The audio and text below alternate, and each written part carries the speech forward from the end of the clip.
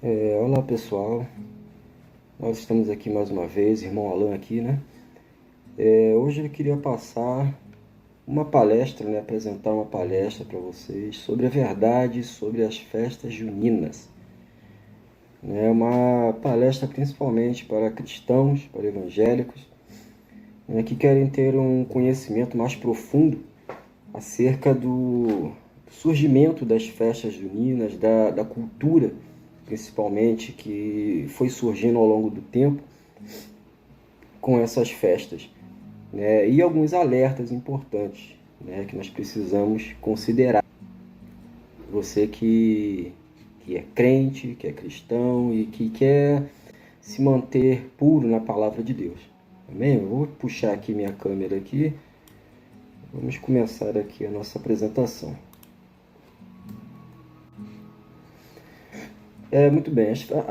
Qual é a origem das festas juninas? As festas juninas é uma tradicional festividade popular que acontece, né, durante o mês de junho, né, como todos nós sabemos. O que acontece? Na antiguidade, as alterações do clima eram atribuídas principalmente à magia e aos deuses. Isso antes do cristianismo, né? Onde havia muita idolatria, não havia revelação da palavra, revelação da verdade, né? Dias quentes e ensolarados depois dos meses frios de inverno e dos dias amenos da primavera eram considerados uma bênção divina. Isso praticamente todos os povos do mundo criam dessa maneira, tá? Assim, os povos daquela época criaram rituais para garantir a boa vontade e a bondade das divindades responsáveis por esses fenômenos. É uma forma de agradecer, né, pelas bênçãos, né, supostas bênçãos que eles recebiam daquilo que eles acreditavam serem as suas divindades. De acordo com os historiadores, a origem das festas juninas está relacionada às festividades pagãs, ou seja, ritual de fertilidade, agrícola principalmente. Isso, como já havia dito, praticamente todos os povos seguiam os mesmos rituais, né, ou parecidos. Em suma, esses povos habitavam as regiões campestres, né, agricultores principalmente. Além disso, tinham o costume de prestar homenagem a diversos deuses relacionados a plantações, colheitas, fertilidade, etc. Por isso havia tanta comida, bebida, música e dança nessas festividades de fertilidade, né? E eram organizadas por todos os povos conhecidos praticamente, né? Celta, egípcio, nórdico, grego, romanos, entre outros povos. Praticamente todo o povo antigo costumava praticar esse tipo de ritual. Portanto, o objetivo da comemoração era celebrar a passagem da primavera para o verão. É o que chamamos de solstício de verão, que no hemisfério norte ocorre em junho. No hemisfério norte, nós estamos falando de, né, Europa, América do Norte, Estados Unidos, né? Diferente do Brasil, que vive o auge do inverno no meio do ano, né? Além de afastar os maus espíritos e qualquer praga que pudesse afetar a colheita. Então você vê aqui a imagem, né, do hemisfério norte, a parte de cima do globo terrestre, e hemisfério sul, a parte de baixo do globo terrestre. E esse solstício acontece por volta de 20 a 21 de junho, durante todo o ano, a cada ano, né, melhor dizendo. Uma das deusas homenageadas era Juno, esposa de Júpiter, e as festas eram chamadas de junônias, bem parecido com festa junina, né? Essa era uma deusa romana, né? E ela era considerada a deusa protetora do casamento, do parto e da mulher, proporcionaria fartas colheitas. Aqui é a questão do casamento, a gente já começa a ligar os pontos, né? Bem interessante isso.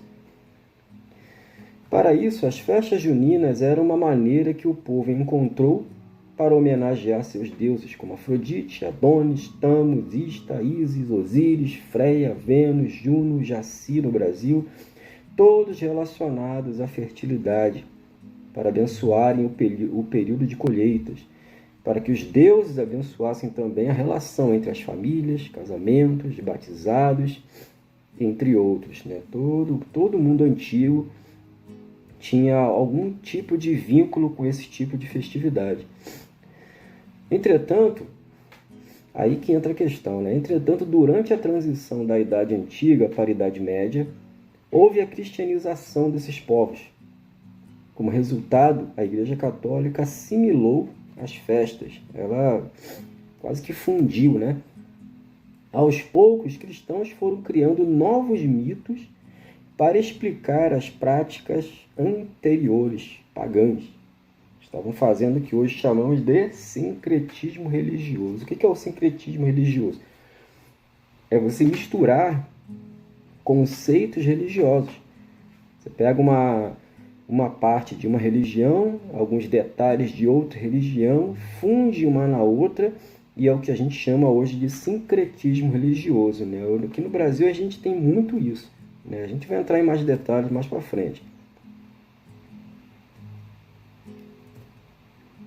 Além disso, a igreja conseguiu diluir o culto aos deuses pagãos e substituí-los por santos. Está aí um exemplo de sincretismo. Né? Você tira uma entidade pagã e coloca um ícone cristão, e eles continuam fazendo os seus rituais, mas com o ícone trocado apenas. Dessa forma, as festividades de junho e seus elementos típicos ganharam um novo significado. A festividade se manteve, mas os ícones foram mudados. Como observou Câmara Cascudo em um de seus estudos, era nesse momento que as populações do campo festejavam a proximidade das colheitas e faziam sacrifícios para afastar os demônios da esterilidade, pestes de cereais e estiagem. Está lá no livro, na página 404 desse livro de Cascudo. Aí a gente entra um dos ícones comemorados nessa festa junina, que é o Santo Antônio. É comemorado dia 13 de junho. Considerado casamenteiro pela ajuda financeira que dava ao recolher doações às moças para o enxoval. É interessante notar que não há nenhum quadro ou pintura antiga relatando que o tal santo era casamenteiro.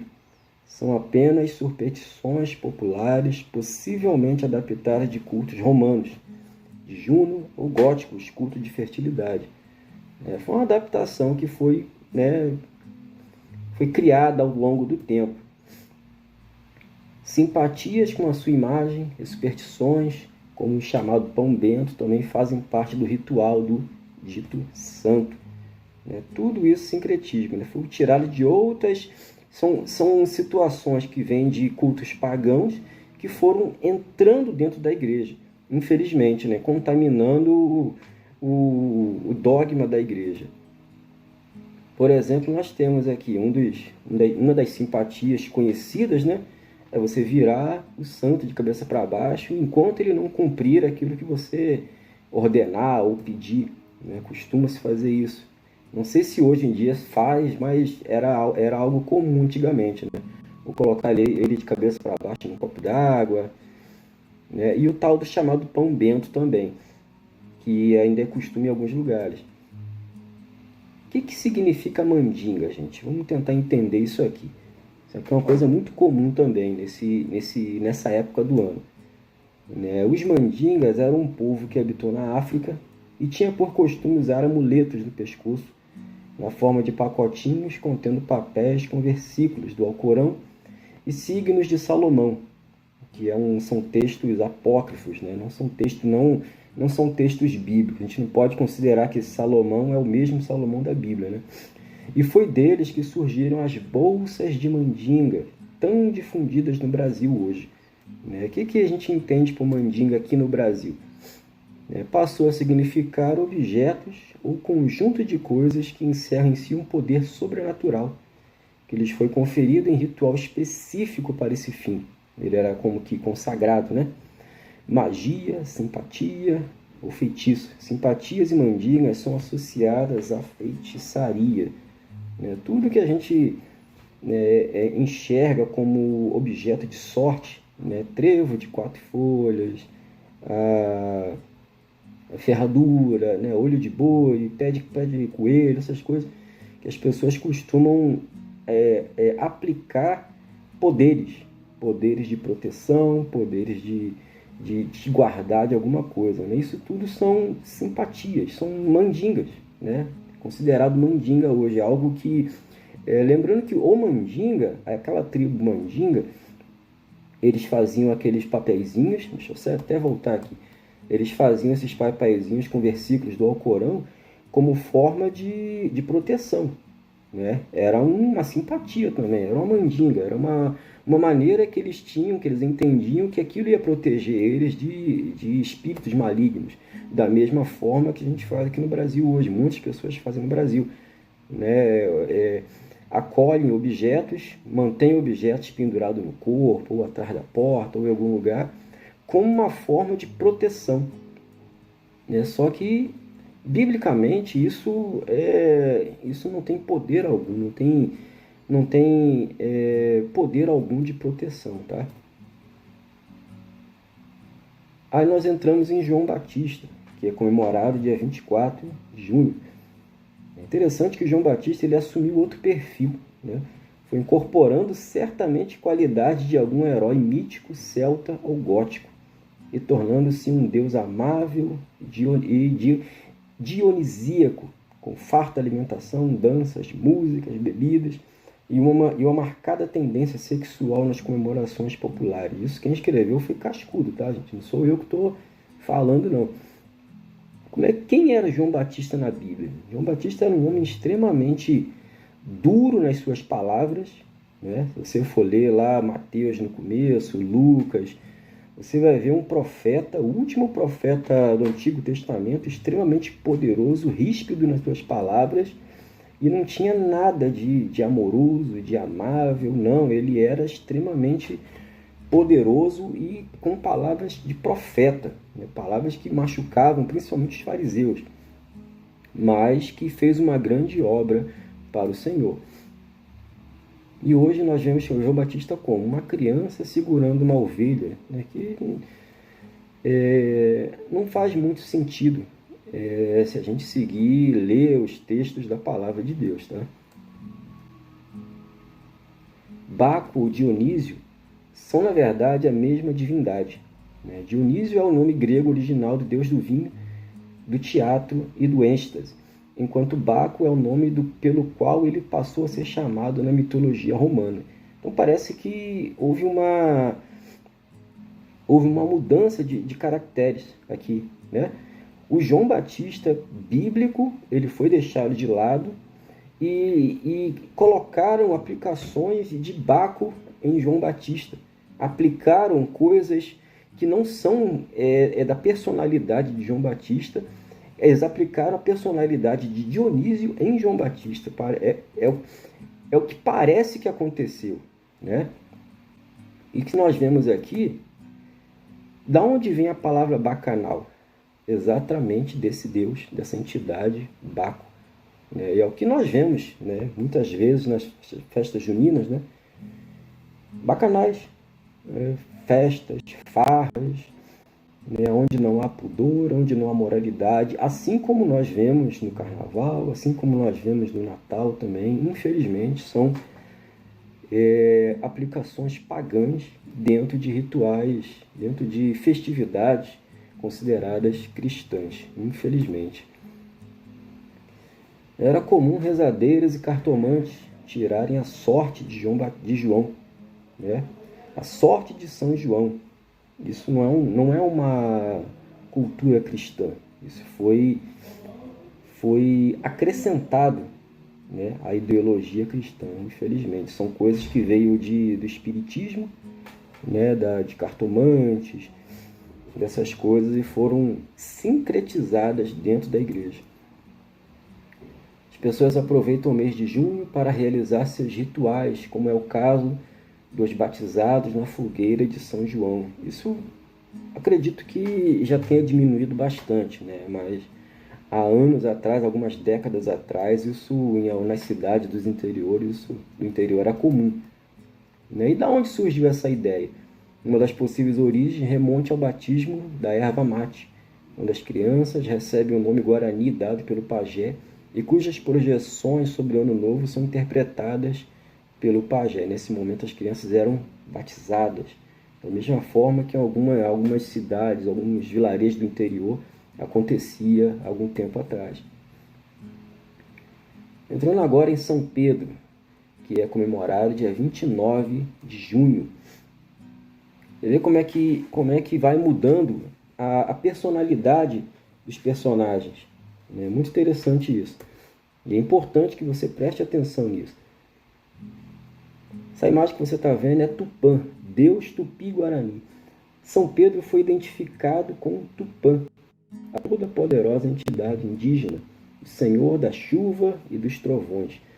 Essa ligação entre Tupã e São Pedro manifesta-se em várias regiões do Brasil, quando se identifica São Pedro como o responsável pela chuva. É frequente dizer que se precisa pedir chuva a São Pedro quando há estiagem ou que São Pedro exagerou na chuva quando há muita água, né? Quem nunca disse isso, né? Ah, São Pedro está lavando a sala, ou São Pedro exagerou. São costumes pagãos entrando dentro da igreja. No entanto, vale lembrar que, mesmo adquirindo características religiosas, a temática das comemorações seguem as mesmas das pagãs. Aí que entra o perigo, né? Pois o objetivo das festas juninas é celebrar a fertilidade, prosperidade, boas colheitas nessa época, além de agradecer aos santos pela fartura de alimentos. Além do sincretismo europeu, os santos católicos Santo Antônio, Pedro e João, muito celebrados nesse mês de festas juninas, são respectivamente no candomblé, Ogum. Santo Antônio ele é representado como Ogum no candomblé, que é uma variante de religiões africanas, né? São João Batista ele é representado como Xangô.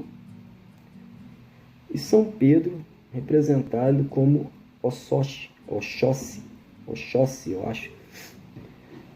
Né? E você vê o sincretismo nisso tudo. Né? Você vê como é que as representações elas vão criando variações. Perde a sua essência verdadeira. Né?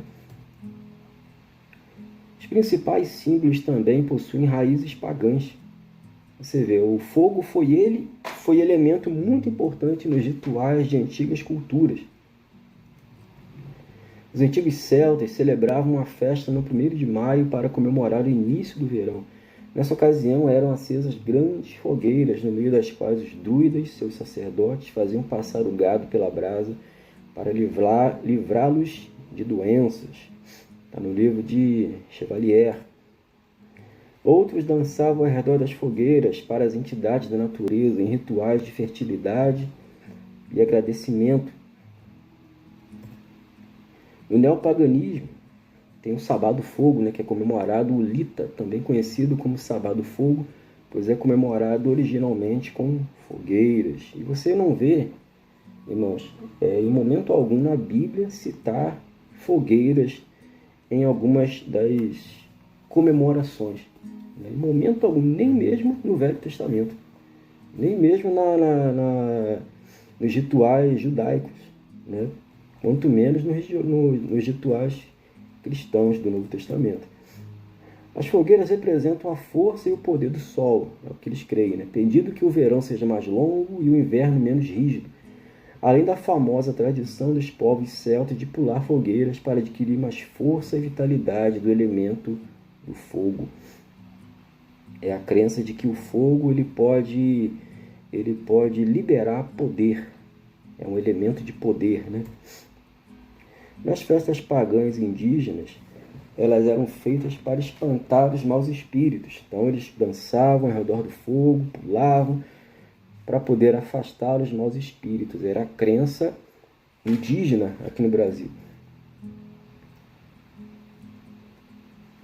No Tratado da Terra e Gente do Brasil, de Fernão Cardim, final do século XVI, escreveu que entre o Tupi do litoral, as fogueiras de São João, eles celebravam com alegria, aplausos e gosto particular. Porque, presta atenção, porque já era parte das suas tradições religiosas acender e pular fogueiras. Então eles receberam aquela mensagem com alegria. E o que os sacerdotes fizeram? Mantiveram, permitiram eles manterem essa cultura e apenas trocaram o ícone. Tirou um exemplo, tirou o Tupã e colocou Pedro, né? E assim por diante. Guaraci, que é considerado Deus Tupi do Sol. É possível que São João fosse identificado com Guaraci, entidade que se manifesta no fogo e no crepitar da chama.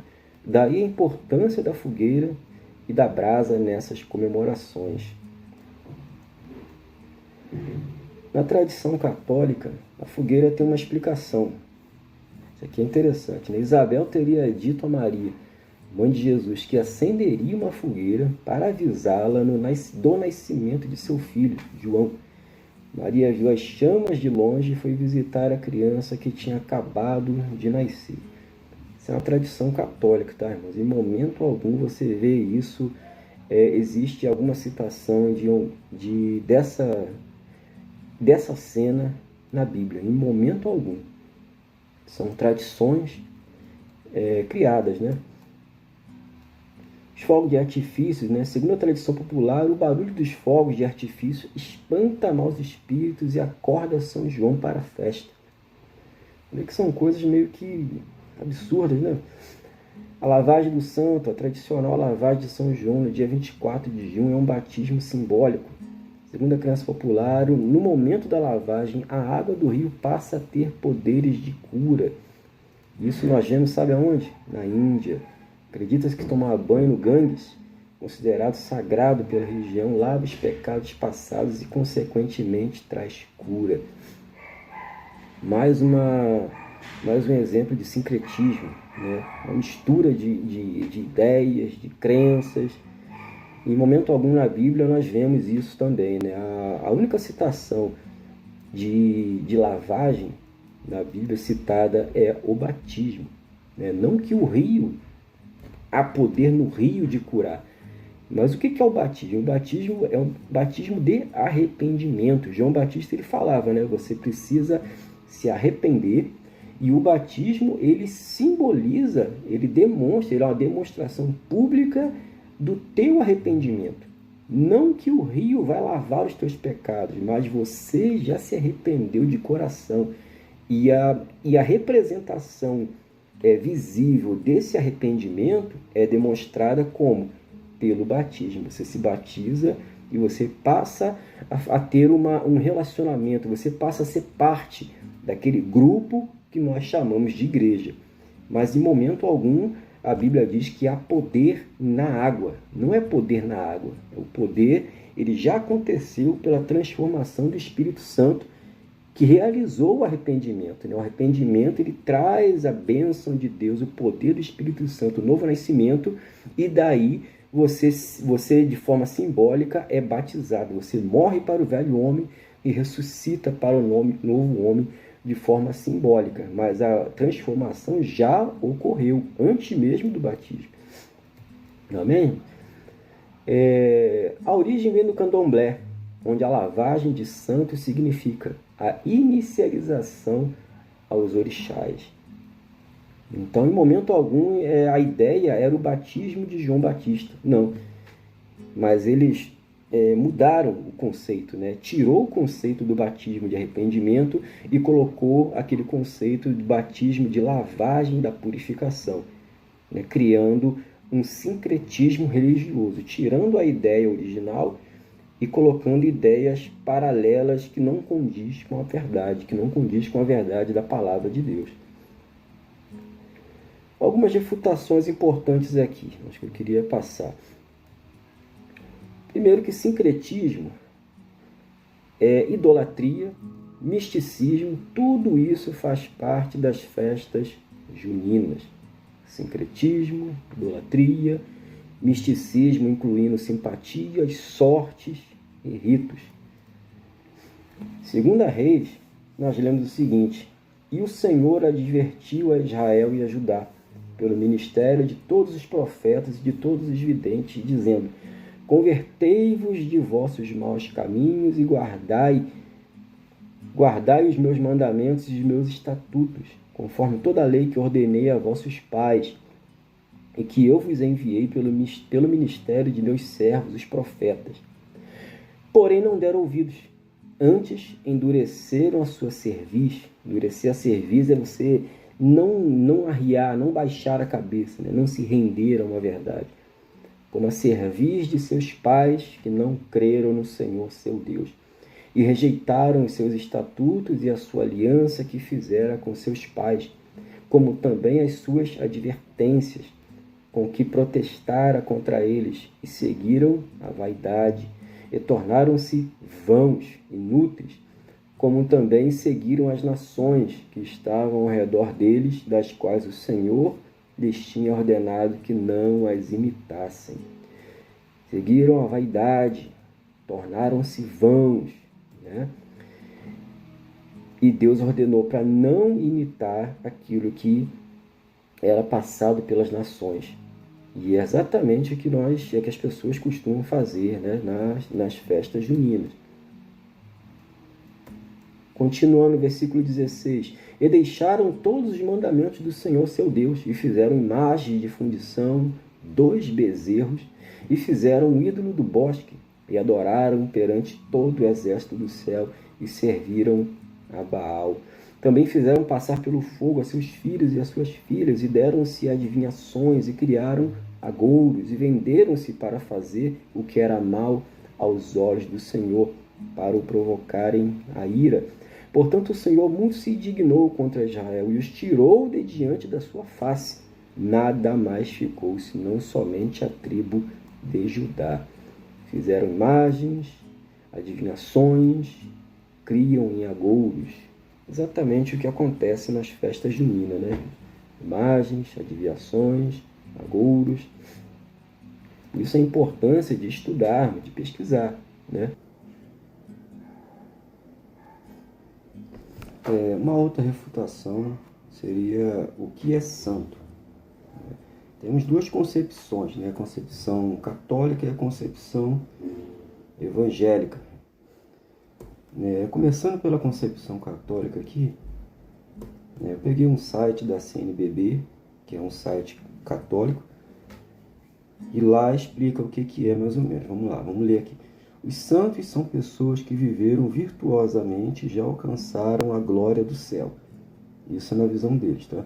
Eles não são adorados, mas venerados. Eles fazem essa distinção entre adoração e veneração, né? Mas parece que não há muita diferença de uma coisa para outra. Como modelos de fé e intercessores diante de Deus. Uma coisa que já foge da palavra de Deus, né? A Bíblia fala lá em 1 Timóteo 2,5 que só há um intercessor, tá? Mas vamos lá. A Igreja Católica os reconhece oficialmente através do processo de canonização. Então, na concepção católica aqui desse site, não são todos os que fazem parte da Igreja que são santos, são apenas alguns que foram canonizados, né? Alguns que alcançaram essa virtuosidade de serem considerados santos através da canonização. Então não são todos, né? Existem alguns milhares aí, mas não são todos. Um outro site, que é um dicionário bíblico católico, ele diz o seguinte, o conceito dele é um tanto diferente. É tudo aquilo que está afastado, separado do impuro ou do profano para o serviço de Deus. Santo é sobretudo aquilo que constitui o luminoso da divindade, isto é, a majestade de Deus inacessível às criaturas, a própria glória divina. O povo de Deus deve ser santo para assemelhar-se a Deus e entrar em comunhão com Ele. Se encontra lá em Levítico 20. Os cristãos são chamados santos. Os cristãos são chamados santos porque pelo batismo foram consagrados a Cristo para viver uma nova vida. né? Esse site ele dá um conceito diferente, mas ainda assim não é o exato o que a Bíblia diz, né? Porque aqui diz que todos os cristãos são santos, tudo bem, até aí está certo, mas porque foram consagrados pelo batismo, né? Isso não bate com o que a palavra de Deus diz, né? Nós nos tornamos santos pelo novo nascimento, né? O batismo não gera um novo nascimento, o novo nascimento que chama o batismo, seria mais ou menos isso, tá? Isso no conceito evangélico, é claro, né? No conceito católico é o que está escrito aqui. Mas vamos lá, vamos entrar aqui na questão bíblica, na concepção bíblica, que é o que nós cremos, né? A visão evangélica. Existem algumas referências aqui bem simples, e eu queria ler só apenas a de 1 Coríntios 1, de 1 a 3. Pesquisando no dicionário, nós entendemos que essa palavra santo ela vem do grego ágios, que significa separação, consagração, tá? Isso do original. No texto de 1 Coríntios 1, de 1 a 3, nós lemos o seguinte, Paulo, chamado apóstolo de Jesus Cristo pela vontade de Deus, e o irmão Sóstenes, à igreja de Deus que está em Corinto, né? Aos santificados em Cristo Jesus. Isso é, quem é santificado passa a ser santo, né? Então, todos os santos são santificados, foram santificados. E ele diz, olha, chamados santos, com todos os que em todo lugar invocam o nome do Senhor Jesus Cristo, Senhor deles e nosso. Graça a vós e paz da parte de Deus nosso Pai e do Senhor Jesus Cristo. Interessante que ele fala chamados santos. Então, quem foi santificado passou a ser santo. O que ele diz aqui? Olha, a todos os que em todo lugar. Então, segundo a concepção bíblica, toda a igreja, todo aquele que faz parte da igreja é considerado santo porque foi santificado, né? Ele está num processo de santificação. A santificação foi iniciada nessas pessoas que fazem parte da igreja, né? Diferente do que a gente viu naquele outro conceito que fala do batismo, né? Não, foram santificados pelo novo nascimento. O Espírito Santo entra, passa a fazer morada nessa pessoa, ela passa a se tornar santificada e ao mesmo tempo uma pessoa santa. Santa não no sentido de puro, de perfeito, mas no sentido de separado, consagrado. Amém, irmãos? Isso é o conceito bíblico, o que a Bíblia diz.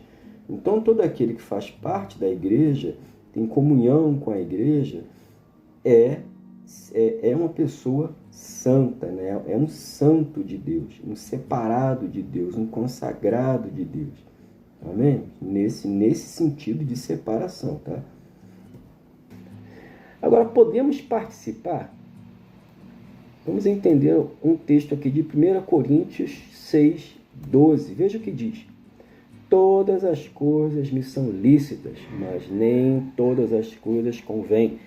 Todas as coisas me são lícitas, mas eu não me deixarei dominar por nenhuma delas. O que ele está dizendo aqui? A igreja de Corinto está passando por uma situação parecida, né? Onde havia festividades, onde nessas festividades havia muitas coisas que não condiziam com a palavra de Deus. E o apóstolo Paulo, ele entra com essa frase, olha, todas as coisas são lícitas, é o que pensavam, é o que aquele povo pensava, eu posso qualquer coisa, mas o apóstolo fala, olha, todas as coisas, você pode até achar que todas as coisas são lícitas, mas nem todas as coisas convêm. Você pode achar até que todas as coisas são lícitas, e realmente você pode fazer qualquer coisa que você quiser. Deus não vai colocar uma barreira para você, impedindo você de fazer o que você quer. Não, o que você quiser, você pode fazer, mas convém? Aí entra o raciocínio, né? Será que convém eu fazer isso? Será que a Bíblia me permite fazer isso? Será que todo o contexto bíblico me permite, faz sentido eu fazer isso? E ele fala, olha, todas as coisas podem ser lícitas sim, mas eu não me deixarei dominar por nenhuma delas. Porque na maioria das coisas que o mundo oferece, traz escândalo, traz pecado e muitas vezes pode te afastar de Deus, na maioria das vezes. E a festa genuína, hein? O que a gente pode dizer sobre a festa jesuína? Que é uma festa, é uma renovação da festa junina no conceito evangélico, né? Eu acredito, irmãos, que seja o mesmo erro católico envolvendo sincretismo. Cada um pensa de uma maneira, né? Acredito que não seja algo viável. Eu vou ler um texto aqui para você, Êxodo 32:1. Mas vendo o povo que Moisés tardava em descer do monte, ajuntou-se o povo a Arão e disse-lhe: Levanta-te, faze-nos deuses que vão adiante de nós, porque quanto a esse Moisés, a este homem que nos tirou da terra do Egito, não sabemos o que lhe sucedeu. E Arão, vendo isso, edificou um altar diante dele, e Arão apregoou e disse: amanhã será festa ao Senhor. É interessante que você percebe que quando ele fala o Senhor aqui, ele fala em letra maiúscula. Ou seja, na mente de Arão, ele estava servindo a Deus. Ele citou o nome do Senhor, adequando esse nome àquela estátua que ele fez, né, ao bezerro de ouro. Na mente dele, servir ao bezerro de ouro era a mesma coisa que servir a Deus, ao Deus de Moisés. Só que a gente sabe que Moisés desceu, quebrou as tábuas, ficou irado com aquilo. Um erro, né, por causa do sincretismo criado pelo homem. Envolve ação diabólica também, mas infelizmente, né? O que o apóstolo Paulo diz? Rogo-vos, pois, irmãos, pela compaixão de Deus, que apresenteis os vossos corpos em sacrifício vivo, santo e agradável a Deus, que é o vosso culto racional. E ele fala, olha que importante, ó, e não sejais conformados com este mundo, mas sede transformados pela renovação do vosso entendimento, para que experimenteis qual seja a boa, agradável e perfeita vontade de Deus. O que ele quer dizer com não ser conformado? Né? E você imagina uma gelatina. Se você coloca uma gelatina numa forma, enquanto ela está mole ainda, ela está em forma líquida, você bota numa forma, pode ser uma forma de estrela, de coração, ela vai endurecer naquele formato. E é exatamente o que o apóstolo Paulo ele quer dizer. Não se conforme ao conceito desse mundo, à mente desse mundo, mas seja transformado pela renovação que está havendo na sua mente ao você ler a palavra, ao você ler esse texto. Quando você lê o texto, a tua mente ela trabalha. Olha, eu estou fazendo certo ou estou fazendo errado. Você avalia a sua vida e ele fala, olha, transforme-se por essa renovação da sua mente. Para quê? Você fazendo isso, você vai experimentar qual é a boa, agradável e perfeita vontade de Deus. E não vai se adequar àquilo que é o padrão do mundo, que o padrão do mundo entristece a Deus e é desagradável a Deus. Revestido de toda a armadura de Deus, para que possais estar firmes contra as astutas ciladas do diabo. Efésios 6:11. E para terminar, diz aqui o texto, deixa eu só colocar a minha imagem de volta aqui. Beleza. Toda festividade tem um motivo, é um ritual de louvor. Toda festividade tem um motivo, é um ritual de louvor. Assim como agradecemos a Deus em nossas festividades. Né? E é exatamente isso. Né? Não existe festa que não tenha um motivo. Né? Assim como a gente vai para a igreja e louva a Deus, celebra a Deus, as religiões fazem o mesmo. Vão nos seus lugares de culto e celebram os seus deuses. As festividades pagãs são isso, são festividades, são motivos de louvor a alguém, que na maioria das vezes não é Deus. Então nós temos que tomar muito cuidado com isso, né? Que você possa refletir sobre essa palavra e pensar antes de tomar qualquer atitude, né? Antes de entrar em qualquer lugar. Lembrando que essa palestra aqui, irmãos, ela está disponível em PDF, em PowerPoint, né? Caso você tenha algum interesse de apresentar na sua igreja, ou ela é completamente editável, você pode editar, você pode fazer o que quiser. Eu vou deixar na bio, né, na descrição, o meu telefone, meu número de telefone. Se você quiser, você entra em contato, a gente pode conversar sobre a liberação desse material. Amém? Deus te abençoe, em nome de Jesus.